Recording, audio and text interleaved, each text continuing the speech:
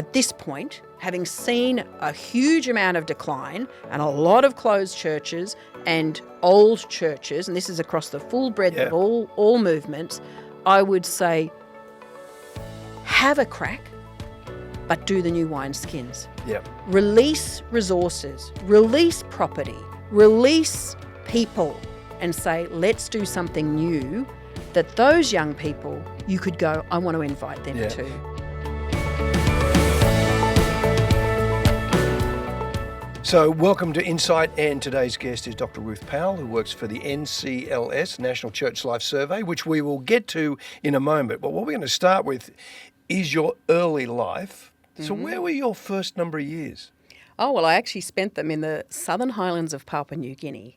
Get out of here. Yes. What were you doing there? Well, my mum was an extraordinary young missionary who, at the age of 22 or something, came to her mission board, her Methodist mission board, and said, I think the Lord's calling me to mission. And they went, you're too young, go away. And so she did, went and did a couple of years teaching, came back and said, the Lord's still calling me. And so they considered this young woman, this is in the early 60s. Wow. And they thought, shall we send her to Arnhem Land? And they went, oh, no, that's a bit dangerous. We'll send her to the southern highlands of Papua New Guinea. Because that was supposed to be safer than Arnhem Land. Well, I don't know what they were thinking, but it's an extraordinary adventurous story because she did go. She was the first white woman that some people had seen. That is how early the work was in that space. So she went as a young teacher.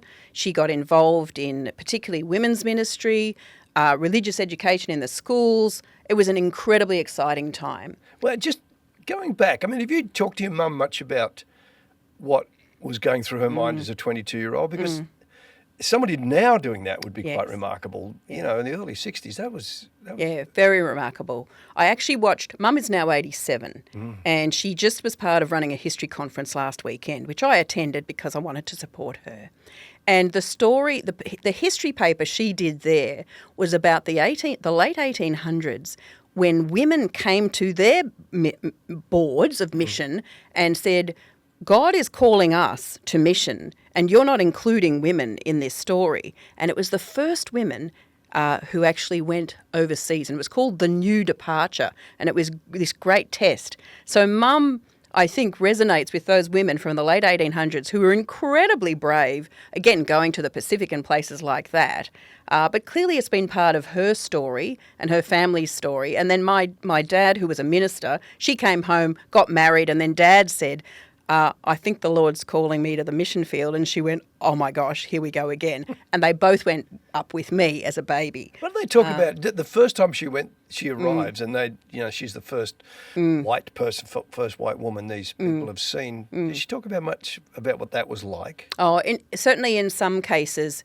It wasn't everywhere that she was the first white woman. There was a wave of mission work, and then she was but she was in the early waves, seeing the first baptisms, first conversions, and she's a writer, and she actually wrote a book called Torn Between Two Worlds, and she told the story of particularly two young men who were among those first people who chose to come to faith and were baptised. And I'll tell you the stories of one of these guys. This young man who Mum as a teacher taught these young people to read, young men who were older than her or in their, teens and older than her who were learning to read and write for the first time. So that's incredible. But one young man called Washin, he saw his first plane in his 20s. His grandson flies a Boeing 747 for Air New Guinea now. And so that story of Torn Between Two Worlds tells part of the story of what's happened in Papua New Guinea, that within 1 and 2 generations, you go from effectively a tribal Stone Age people with no access to the wider world to being a pilot in a global airline. Wow. And no wonder things are a bit disrupted there. Yeah. What a change you have to make in terms of every part of your life. Yeah. But the Christian faith was obviously incredibly important part of transforming people's lives as well. It's interesting, isn't it? Because today, you've got the global community online, and that's how they meet people online. So how did your mum get to marry your dad? Well, it's a classic story. I have 4 generations of my grandparents, my parents, me, and my children who met at Christian camps. So it was Christian Endeavour camps. Okay. So my dad came from a family who didn't have a Christian background, and he came to faith. Another great story. He came to faith sports mad, and he saw the Fijian rugby team, and he saw them and he adored them. He followed. I've got to shout out to Western Suburbs Magpies, football. He loved cricket, he loved everything, but he saw the Fijian rugby team as a young teenager. He then went to church the next day, and those same Fijians were in church, and he saw that witness, if you like, that testimony of men that he admired who were great at their sport, but also loved God.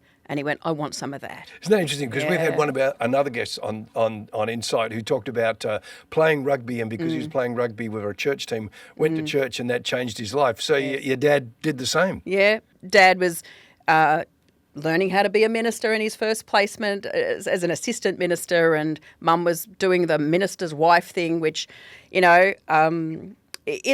a classic woman of faith who hasn't been paid but has spent a lifetime of work serving the Lord. Yeah. And I know someone said to her once, you pay peanuts, you get monkeys. And she wrote a reflection on that, and it was not a happy reflection, and went, well, I am no monkey. And again, the value of what someone offers as a woman, not being paid, does not mean that what you have offered is not life transforming. What was her reflection of that? Oh, very annoyed. She's a very gentle woman, but I meant more. What was her reflection of that role? Yeah, of what she brought. Oh, what how she brought. Felt about. Yes, yeah.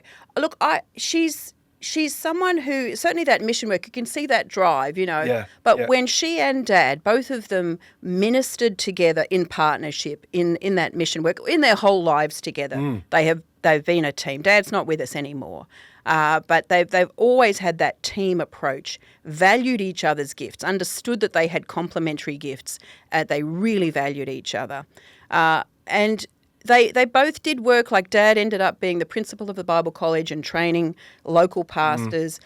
Mum worked in a million different things, over the time. But they always, I am so inspired by the way they saw their work. I remember one story where my little brother, my sister and my brother were born in Papua New Guinea, and my little brother was very sick. And I was reading this letter of when, her writing to her mum and dad and saying, little David is incredibly sick. And then I thought, I wonder if she'd asked the question, what am I doing here in this place that does not have good hospitals, good medical support? And I thought, what's she going to say to her mum about her little baby who's extremely unwell? And she said, and this is their attitude.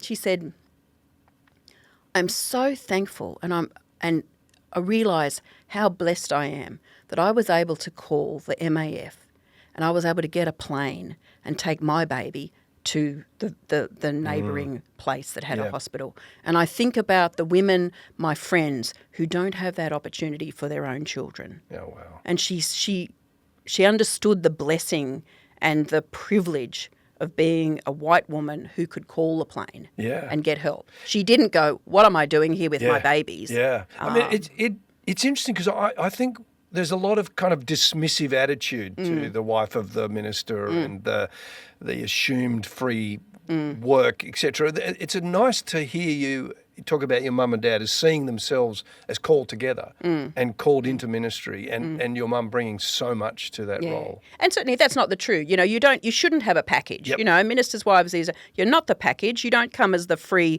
two for the price of one. That is absolutely inappropriate. And I think women need to understand their own giftings and their own call and where they're placed. Yes. But for my mum and dad, they were able to minister together, and also on the role of women as well in that place. For me, and really influential. I was a child, obviously, watching this mission work, and I had the fun of none of the adult, hoo-ha, none of the politics, none of the conflict. That all went over my head. I just had an incredible adventure as a missionary kid, So tell me about the adventure. Yeah. How old are you when you turn up in the... One. I was there from the age of 1 to 11, so the first 10 years of my life. So I had my childhood, my primary school years there. And I had this incredible gift of a village experience in multiple ways. We had the mission station. We had people from all around the world who lived there together.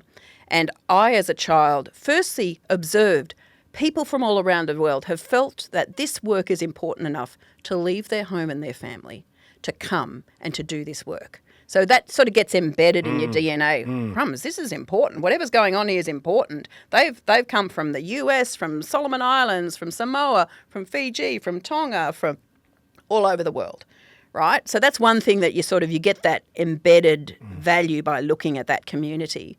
I also had the experience of that community being, as a kid, I could walk into, it was open door. I could walk into any home, and often I would be delivered home to my place. She's been fed, she's been washed, here you go. Oh, thank you very much. That village existence was how I grew up. And so I really, again, the value I've taken from that is the value of community, collective. And I think in the Western world, we are so individualistic and we lose so much by not understanding the collective, the value of thinking collectively, having a communal view. And I, love or try to create a community for my family to be part of and going, it's not just up to me to raise my children. The village, the community raises my children. It's interesting because I interviewed Kirk, who would have been in another part of Papua New Guinea at exactly the same time. And he went there as a very young child. And he actually reflects that his mum and dad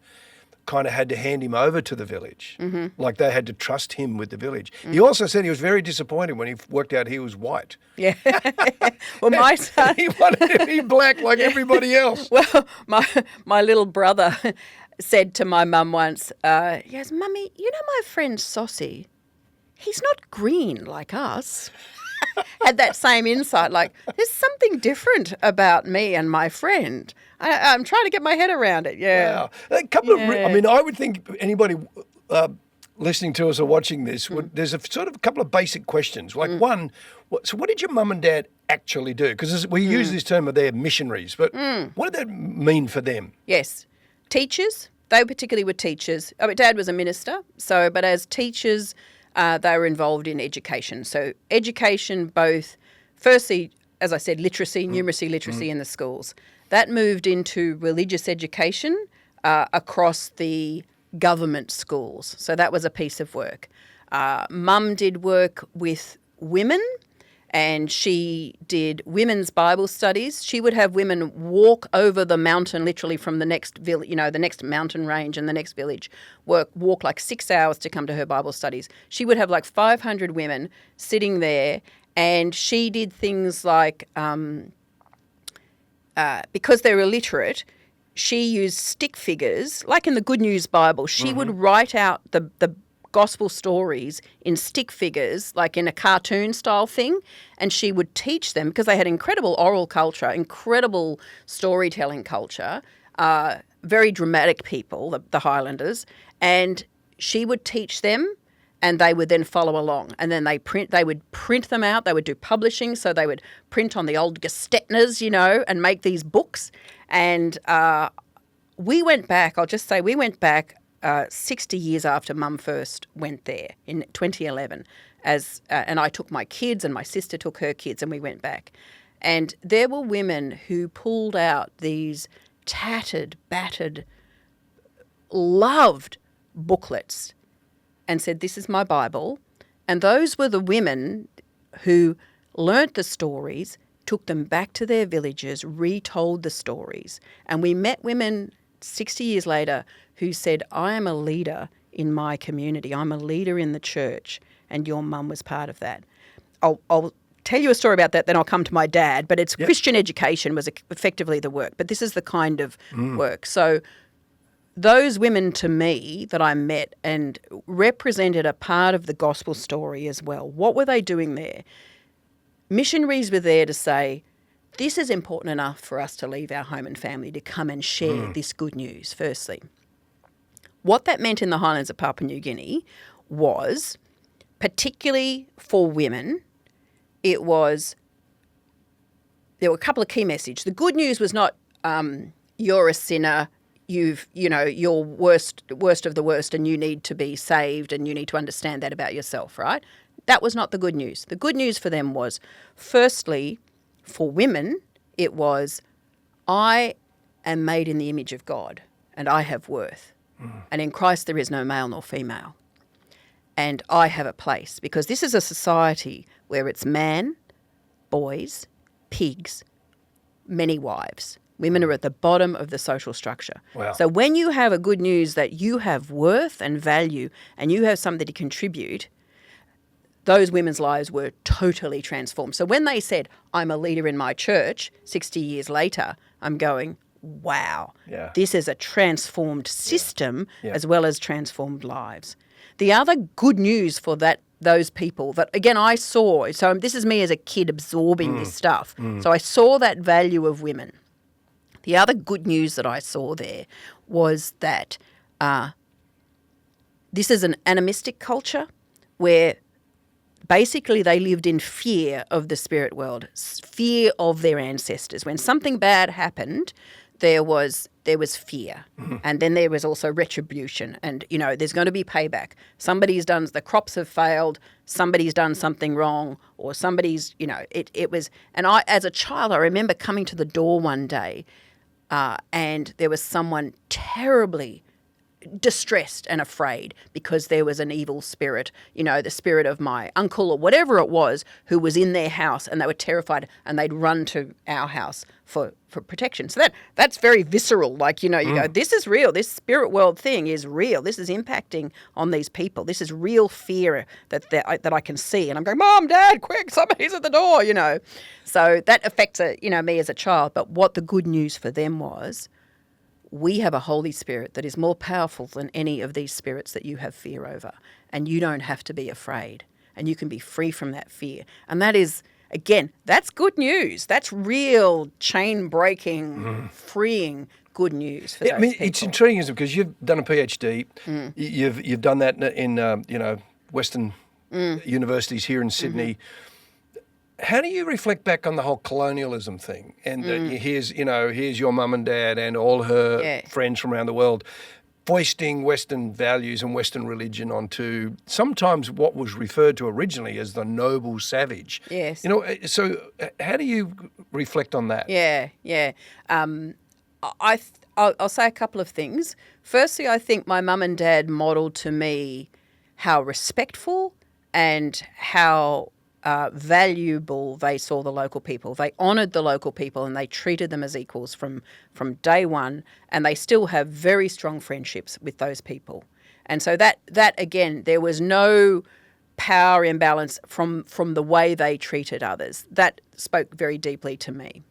I think there is a challenge of colonialism, and we have to name that as something we got wrong, particularly this sense of the British Empire coming, and you sort of think that the audacity of this tiny little island to think we're going to go take over the whole world and make them do things our way was just, it's ludicrous. Like, you go, what happened? How extraordinary, that they had that audacity. Like, I still can't fathom, let's go do India. Let's have an empire. It's like, I still can't get my head around that.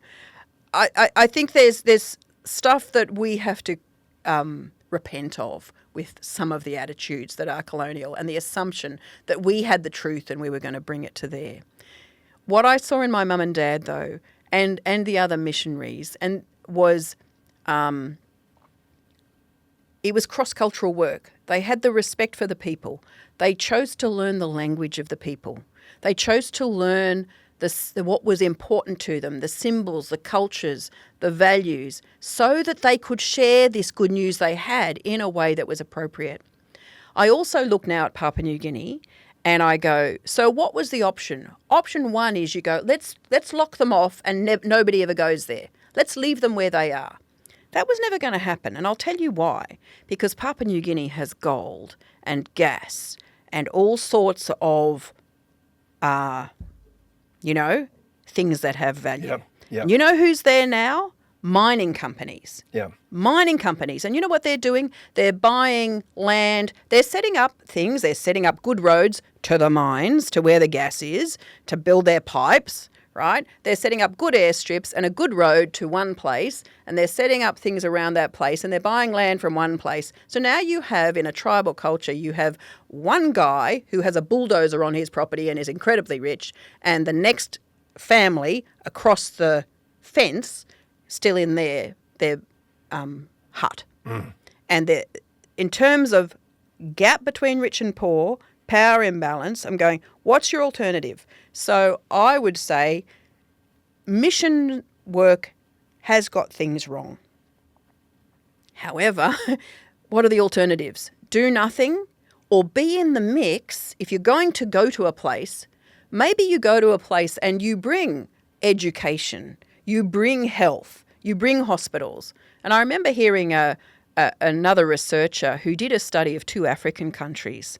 And they went, why is one African country in real trouble and has got incredible poverty or incredible, again, wealth distribution problems, and the other one is actually doing okay?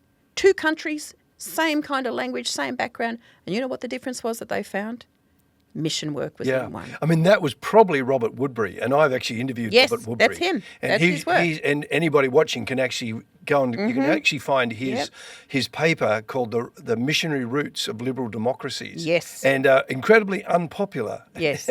Yes. and yet his work is seminal and really important. Yes. Which is what you're saying about Papua New Guinea. That while it's easy to dismiss, it actually left a fabulous legacy in those countries. Yeah. And if I just reflect briefly on, say, our own First People, and again, we did a lot of things wrong, and we have to repent of that in this country.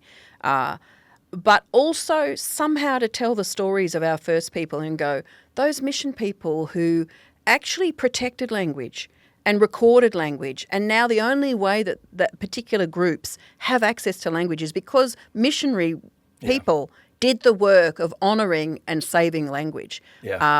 Filming people, having people tell their stories, or even advocating when some people were saying, please don't come and mine our place. It was actually the local missionaries who sat on the ground and stopped the bulldozers and got arrested and said, hang on, this is not okay. There is no treaty. There is no arrangement here. Why are you taking the land? So you've got to somehow, with humility, not be bolshy and going, no, we're all right. We did everything okay. Stop telling bad stories. But actually go, don't throw it all out. Acknowledge the good in mission work while repenting of what was not good. Yeah, it's that whole pushing away the simple narrative of it was all good, it was all bad. Exactly. Somewhere in the middle. Yeah. I want to go back to you were talking about language. Yes. Because your mum was helping those local people translate the Bible into their language. Yes. Both Mum and Dad did that. Because Dad, as I should mention, Dad trained local pastors. Oh, good on so you. Dad was not only a minister with the team of ministry and, do all the things that ministers do in terms of pastoral work, teaching, preaching, lots of that work, but he also became the principal of the local Bible college and trained local pastors. And again, he is someone in every room Dad would walk into. Dad would look for the person who was from another country. And even in his local church in Canberra, he was the one that would always find the newcomer, always find the outsider. Very embarrassing for a kid when, Dad's going and talking, please, Dad, But he always was looking for the person on the fringe, on the edge, the outsider. And he would go over and he would try and he would learn something about their name, their language. He would try and practice saying welcome to them in their own language. And in his local church in Canberra, he was the one that said, let's put up the flags of all the countries here so that when people walk in, they go, that's my flag. That's mine, He got it wrong a few times, but it actually immediately was going, you are welcome here. We see you. We know you have your own culture and story, and we honour that, and you are welcome here in this multicultural place. Fabulous heritage. I know. Isn't that wonderful? I know. What about the blessings of the generations come down as well. Yeah, what about your, you were there till you were 10 or 11, so till you were 11. Yeah. Education? Went to an international school, a bit of homeschooling from my mum. We didn't enjoy that. None of us enjoyed that, but that was when we Probably neither did your mum, actually. No, exactly. I say none of us enjoyed that. But I was in an international school. Did correspondence for that time, but mostly in a little school of 30 kids. That was the whole school, and so had teachers, Australian teachers, in fact, who gave me an excellent education with the Australian curriculum. But it was when I got to high school that the family had to decide. Do they send me off to? I was the oldest child. Do they send me off to boarding school, or do we come home? And that was the time when the whole family came home. I mean, so interesting those early years, those first 11 years. But a lot's happened in your life since then. So moving on to that, you're going through school, and you decide you want to study. What do you want to study, and what were you wanting to do? Yeah. Well, I had this.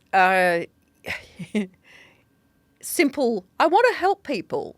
So I thought, I'll do psychology, thinking that will help people. And I did it at ANU. We were in Canberra, so I did it at ANU. But the ANU psych course is rats and stats, is how they say it.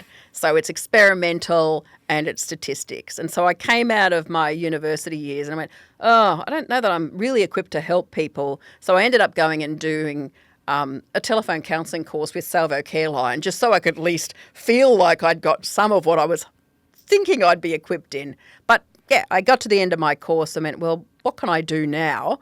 And I ended up, I did an arts degree with honours in psych at ANU, and then later did my PhD. Yeah. What did you do that in, and where did you do that? My PhD? I did it, I started working with NCLS Research in 1991, so I was very young. Came out of my period of studying. I thought, what can I do? I've got this arts degree with a psych, I've done a research project. I did a project on adolescent self-esteem, and I went to all these schools, and they all did surveys, and I punched in all their data on cards that got run through a computer overnight. That's how old, how long ago it was. But anyway. Well, that was worse. You actually said earlier that you used a Gestetner machine. When you said that, I know what you mean. We're probably from a similar era, but I'm thinking, so punching cards is probably about the same as a Gestetner. Yeah. So we got to that stage, but I thought, what can I do? And I thought, well, what do I know about? And I thought, well, I know about the church. I've grown up in the church, and I know about, I've just done a research project for my honours degree, and I enjoyed that. So who's doing church research? So I wrote to the two people I learnt of in Australia. One was Peter Caldor, who was the first director of NCLS Research, and the other was Philip Hughes, who's Christian Research Association. And Peter actually had a hand in starting both of those organisations. Okay. So that's another whole story. But I wrote to them and said, I'm young and I'm keen, and then both of them said, we've got no money. But about some months later, NCLS Research contacted me and said, there's a research assistant, she's going on maternity leave, would you like to apply for the job? And blessings to Peter Caldor, because he hired me for my enthusiasm, not my skills or experience. There were people, I found out later who else applied, and they would have been much more suitable, but he hired me because of my enthusiasm. Wow. So, and given from like 91 to now, it's a long time. It is. And it's once every 4 years? Every 5 years. So how is it? What's it sort of tracking in the Australian church? I mean, I know it's a horribly broad question. Yeah. I apologise for it, but the sort of the 30,000-foot view. What do you see over that period of time? The reason NCLS Research started was it came out of the mission departments of the churches, both in Sydney, the Home Mission Society of the Anglican Diocese of Sydney, and the Board of Mission in the Uniting Church. It's mission research. And those mission agencies, again, who'd been thinking global mission and all of that, went, crumbs, mission has come home. We need to, these are the terms that we used, we need to think about mission in our own backyard. We need to do the cross-cultural work. We need to learn the language because our community is not like us. And actually they're walking away from the church. So the baby boom generation were the first to disconnect it and start to walk away. So there was this, by the 80s and 90s, going, firstly, there was that insight of going, things are not as they were. The young people are leaving, the boomers are leaving. And also there was this insight of Missio Dei, which was from the Lausanne movement, which was God's Spirit is moving in the world and God is doing something and we need to try and find God's Spirit. So this was the flavour of the time. So our work was as mission researchers to explain the context. So we started, and we still do this. Part of our work is to go, what is the context like? And it's to do that mission work. Understand your neighbour. Love your neighbour by actually listening to them. So at the very beginning, we would use the national census that the government runs to describe who says they're religious and what do they look like. Where are they? So Peter wrote a book, Who Goes Where, Who Doesn't Care? And that was just starting to map the profile. We still do that work with the census. We also do work with what we call our Australian Community Survey, which is asking Australians about their spiritual profile. Do they identify as religious? Do they believe? Do they practice? And so that arc has been a thread that doesn't get as much attention, but for me, it's sort of the core business of NCLS Research, which is to go, listen and love our neighbours, listen to where they're up to. And so the journey over the 35 years of that is firstly, they're turning away, and then a period of they really have lost trust in the church. They are very angry at the church, and fair enough too, So you say things like Royal Commission into Child Sexual Abuse, responses to child sexual abuse, same-sex plebiscite, marriage plebiscite, those issues, you can see Australians going, we're not happy. We are not happy about what you're saying to us, and you can feel that hostility grow, and it's growing in the Generation X cohort. That's who's carrying it. Yes. So that's a whole challenge. Gen X, pretty angry little. Yeah. What can you say? Overlooked, unhappy. But so the arc of that community story, though, is now as we over the last decade or so, I've gone, we have to keep checking in every year. We can't wait because things are changing and we need to be listening constantly. So we run an annual community survey where we ask about their spirituality. This year, in fact, we've done this is where we're up to now, having tried to track the profile. A couple of new things we're doing. Firstly, we have just done a big project for Mary MacKillop Spirituality Ministries, who's a Catholic ministry, who are looking to reach out. We've asked Australians about their spiritual needs. So we're at the point of going, not just do you believe, where are you at, describing where they're at and listening, do you trust the church or not? Would you come to church if someone invited you? All these sort of questions. We're actually asking them, are you open to deepening and developing your spirituality? And if so, what do you think would help you? Would you be open to coming to this kind of event?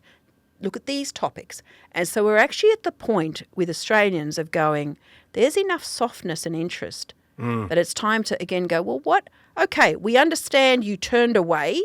We understand that there's been a disconnection, but it's actually a season of going, can we try again?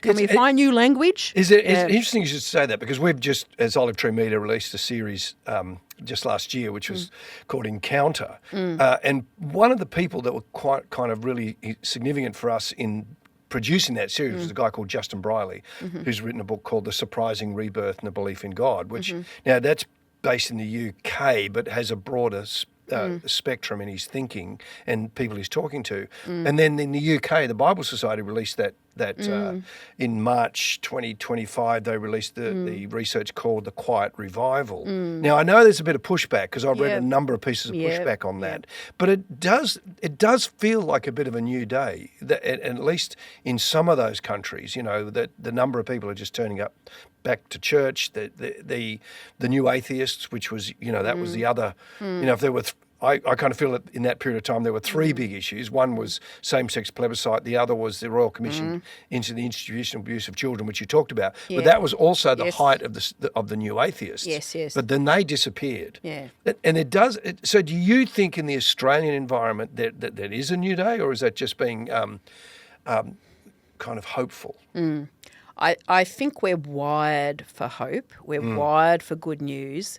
And because I would say it's been pretty rough, and as the messenger to the church for the last 3+ decades, it's like, oh, man, why did I get this season? Why did I get to be the messenger now? Because it's been, look, it's not good. Yeah. Now it's even worse. And so I can talk more about that. But just in terms of this question, I think we go, oh, there's something hopeful, and we all flock to it, and we want it to be true, and perhaps we have overplayed it at the moment. Yep. So I'm cautious. I've read all the same background. I know the colleagues in the UK. I know them, and I know their work, and I respect their academic rigor as well, and I think that's important to listen to. And again, it's part of why when we do research, we go, it's got to be credible. Yeah. You've got to be able to scratch it and find it's been done properly, and you cannot get away with it because people rely on you, and for everybody who just goes, I want people to trust us because they know we've done the work and we'll do it properly.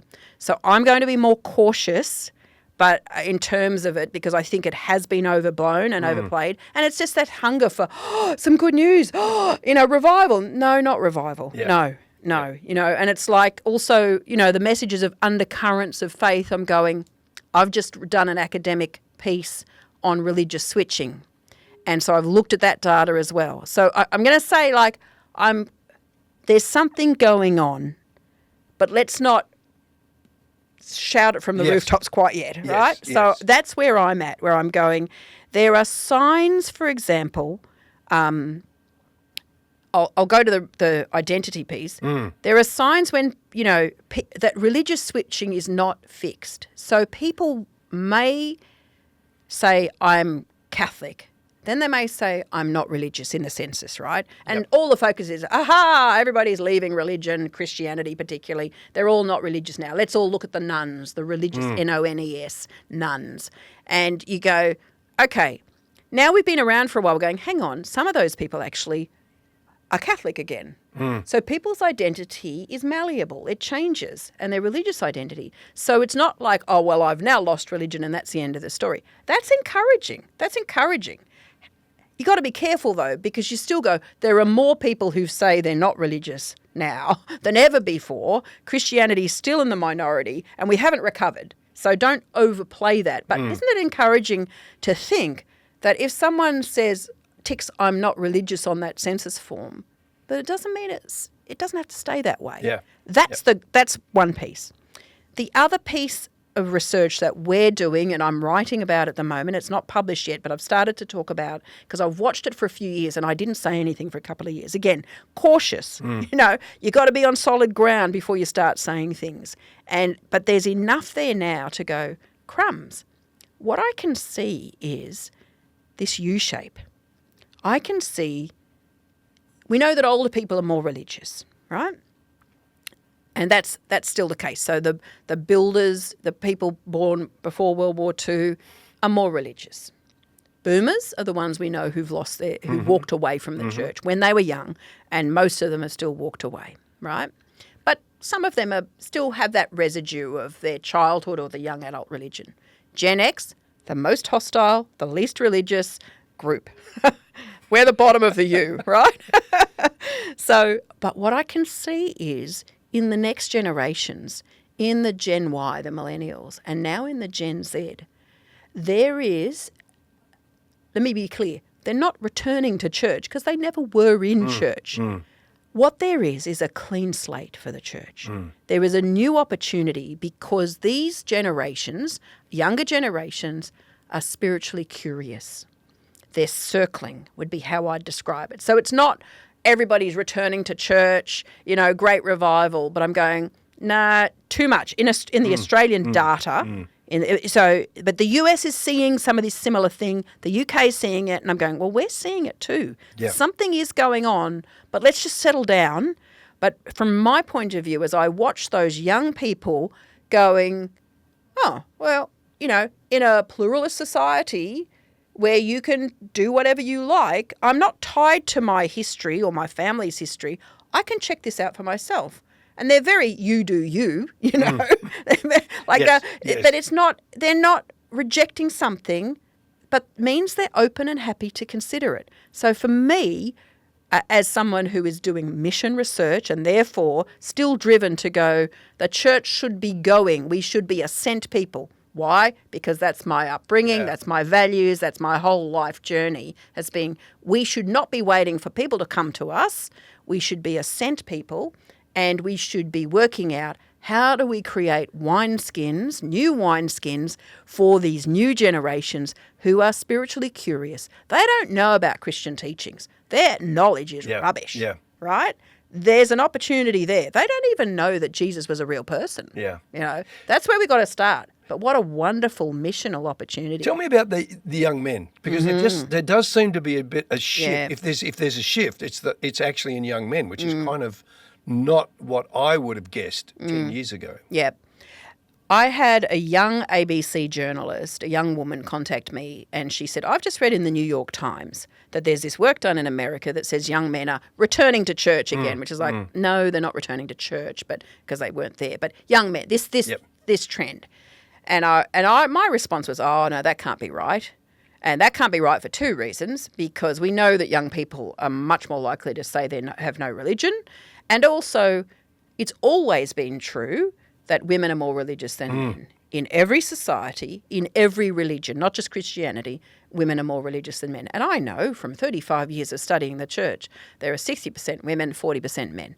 And I've done the studies to go 8-year-olds to 88-year-olds, there are more women than men, more females than males. So I'm going, I don't know about this, but I said, let me have a look. So I got that community data that I was talking about that we collected, which is a sample of Australians, not church people, sample of Australians, and we pulled out the young adults and divided them into males and females and had a look. And I had to call her and I said, we've got a story here. And I said, what we found is different to the US. So there may be young men returning to church in the US. Here's what the Australian data says. When I look at who's active in church, young men and women are the same. So if you want to find your active, engaged church attenders, it's the same, right? So, but beyond that, imagine young men and women who are going maybe less than once a month or a few times a month or a few times a year, like that whole sort of circling, orbiting, right? Yes. When you ask young men, do you go to church? They are more likely to say yes. But what they're saying is, I go occasionally, I go sometimes, you know. So if you're a pastor and you go, I don't see them, it's like, why are we getting this yes? You know, where are they? Well, they are coming into some churches. But I will say young men are more likely to say they go to church than young women. That's one thing. But they're not the highly active crowd, right? They're circling. Very interesting. The other piece, though, is... however, I'll say young women are more likely to say they've had spiritual experiences, more likely to be open to the transcendent, more likely to say they believe. So I go, there it is. Women are still more religious than men. The young women are still open to the other than young men. But young men are going, I want to be counted as someone who's going to church. Yeah. And then the other question is, do you think religion is good for society? Young men are more likely to say yes, and young women are much less likely to say yes. Interesting, because there's a couple of things about that, and one is from what I've seen, there seems to be a bit of a change where young men are becoming more conservative politically, and young women becoming more progressive politically. Now, I've seen that in a few different places.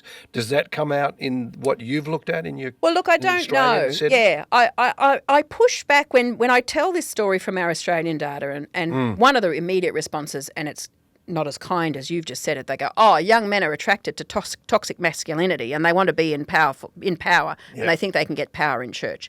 And I speak on behalf of my own boys and all their friends, and also I think maybe, but I'm not convinced by that. Yeah, I think, a pretty jaundiced view. It is jaundiced, but it's this, it's the conservative, young men are becoming more conservative. I'm going, here's another narrative that I would like to at least put alongside that. Maybe that's true for some, who knows? There's a whole lot of things going on, but I'm going, I think in a world where young men are told, you've got it wrong, you're all toxic, you're the problem, And, which is partly true, Again, men talk about repentance. There's a whole lot of repentance to be done there, again, in terms of value and worth and all of those kinds of things. But I think there are young men who go, I just want to be a good young man. Yeah. I want to be a good man. Yeah. And I want to look around and I want to find people who can help me be a good man, a good father, a good husband, a good person in the workplace, a contributor. I want to be a good man. And so I think where the church says, you know what, you are good and you're in, same thing as the women in Papua New Guinea, you are made in the image of God. Yeah. You have worth and value, and go, wow. Yeah. Is that not transformative? Is that not attractive to young women?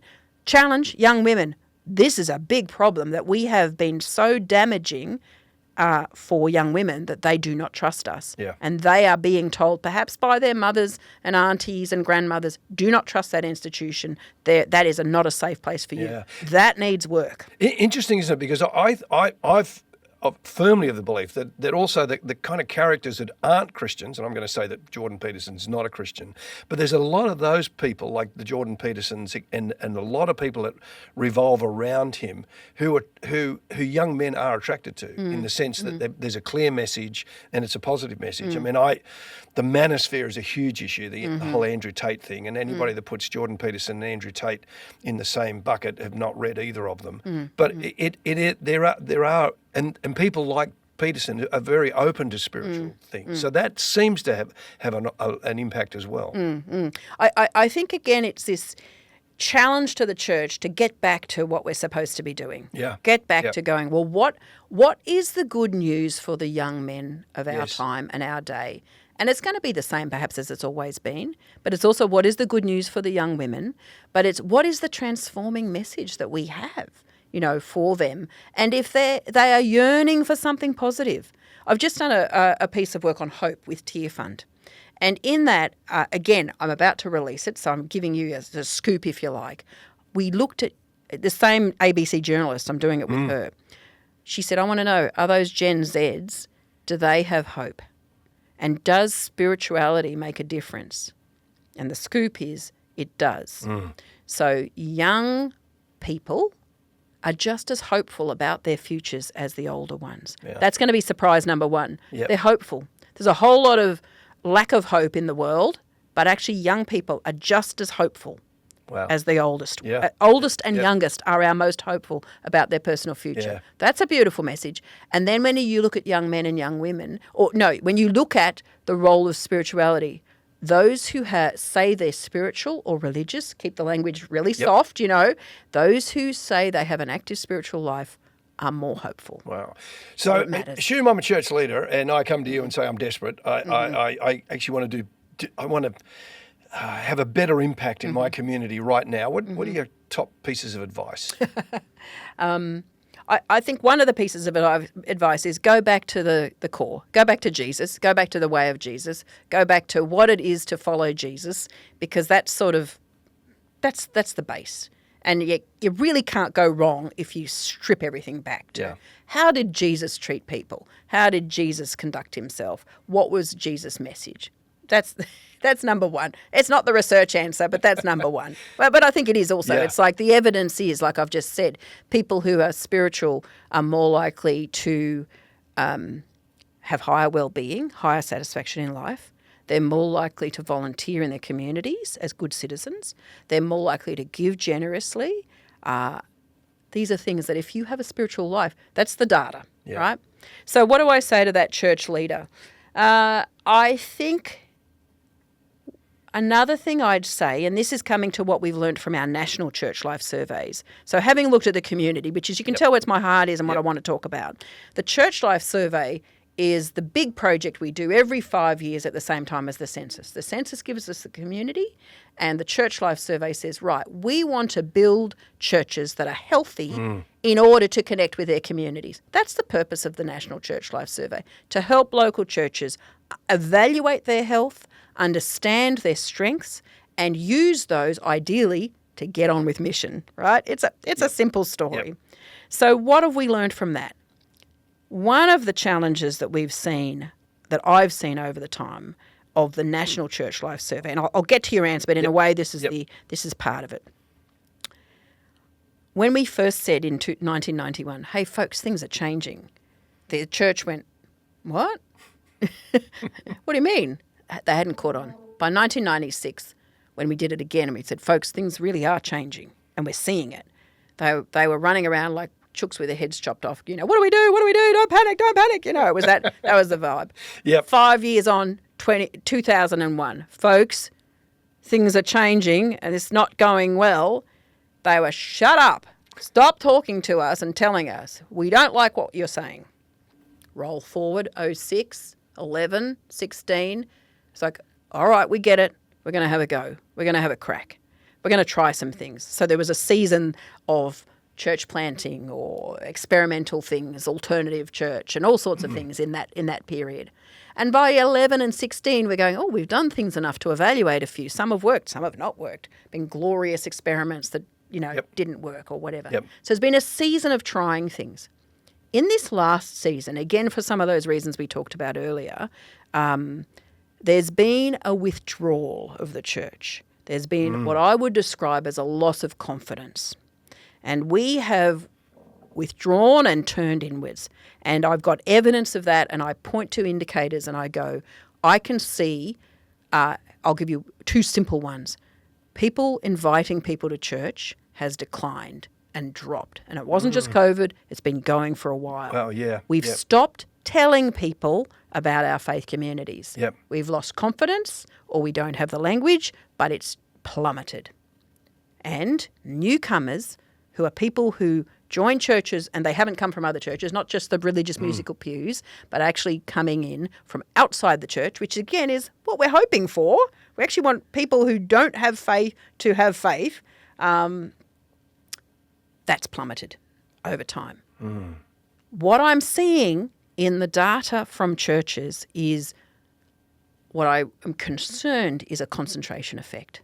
I'm concerned that we've turned inward. And I know why we've lost confidence. I know why we're not talking. We're doing things, but we're not talking. We're not sharing. We're not saying, this is fantastic. You should come to my church. I love it. And it's really great. And it just is really helping me with my whole life. And there's some really wonderful people and we do good stuff. And, we're not doing that. We've dropped off on that. And so I can tell you a story from our church life surveys of people in churches going, I feel I belong. I love the worship. I love the preaching. I love my friends here. But it's like we have turned inward and we've gone, we're a bit afraid because you don't like us and we're a bit afraid and we're not confident, right? So let's even make it a bit difficult to get in. We'll make sure that you're really one of us before we let you in. We'll put some walls up, because we feel a bit safer in here. I think, and one of our values I'll say for the NCLS Research is being prophetic. So I guess I'm bringing that, turn around church because I think we're going wrong. Yeah. Right? Which is probably what I've been saying for 35 years. Let me interrupt. Say that, just on your story there's a young guy I know that met a guy as a Christian, long story, which I'll distill it down to that he was having this conversation with this guy that he knew was now a Christian. And this young guy, who was in his early to mid-20s, was interested in going to church. So I said to him, so where do where I was thinking about going to church, and this guy starts telling him about all these different churches he should go to. Yeah. And the young guy says to him, Nick says to him, so where do you go to church? And his response was, you wouldn't want to go there. Yeah, yeah. And the funny thing is that he has now gone to that church, got baptised, fully involved. Yeah, yeah. But which is exactly what you're saying. He's saying, well, no one wants to come to my church. No, exactly. We've lost that confidence. Which is, you're saying. And I think it's a confidence too that we've seen the big, Hillsong type worships, and we think that's what people want. And if we can't produce that, we're kind of in not even the B team, we're down the F team. Yeah, yeah. And yet that's not necessarily what people are looking for. No. There's that sense of community and belonging. Yes. And which is what you're saying is almost, stop being so afraid. Yes. Invite people. Yes. So I'm going to say, coming back to your question, what do I say to that church leader? Because of that's the posture people are in. I'm going, I'm afraid, I don't feel confident, I don't think they'll like what we do here, right? What do I do? And I would say, number one, get back to the basics, which is get back to Jesus. I would also say, get confident, but I'm going to say, get the new wineskins going. If you may well be right that if you're doing things the way you used to do them and think you're going to get a different result, we have declined. We have got older. There are many, many churches without young people, and that's not going to be good, And you can't expect culturally people to suddenly become something they're not. They're there because they love that thing and they just don't know how to do it differently. And despite their beautiful hearts, it's going to take so long and be so hard.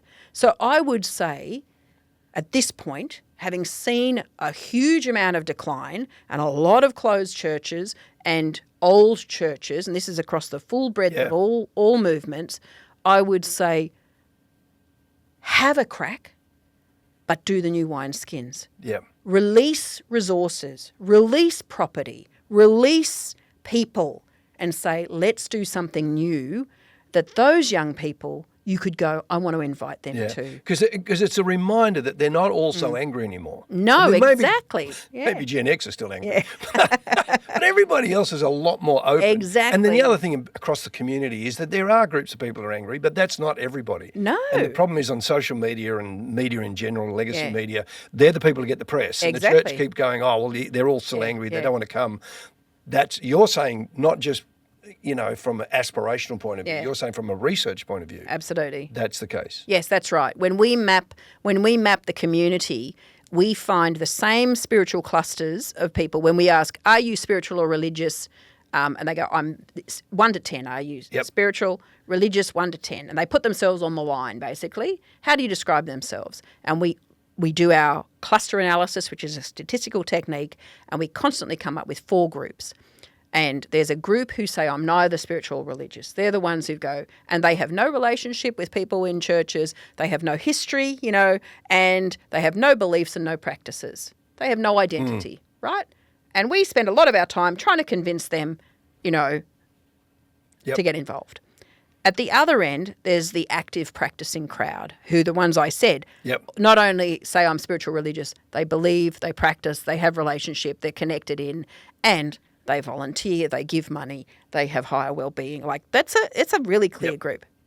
There's another group which is actually quite small, spiritual but not religious. Mm-hmm. They're about 13, 15%, much smaller than everybody thinks. And they are into alternative spiritualities. They don't connect with organisations. They're much more individualistic. The middle group that adds all this together that we always overlook are who we describe as moderately spiritual or religious. They used to go. They haven't stopped believing. They have soft practices. They're not against Christianity. They're not against religion in general. They haven't abandoned it. They're just not, they're like inactive. And I think for me, again, the church should be going, how do we create places to go?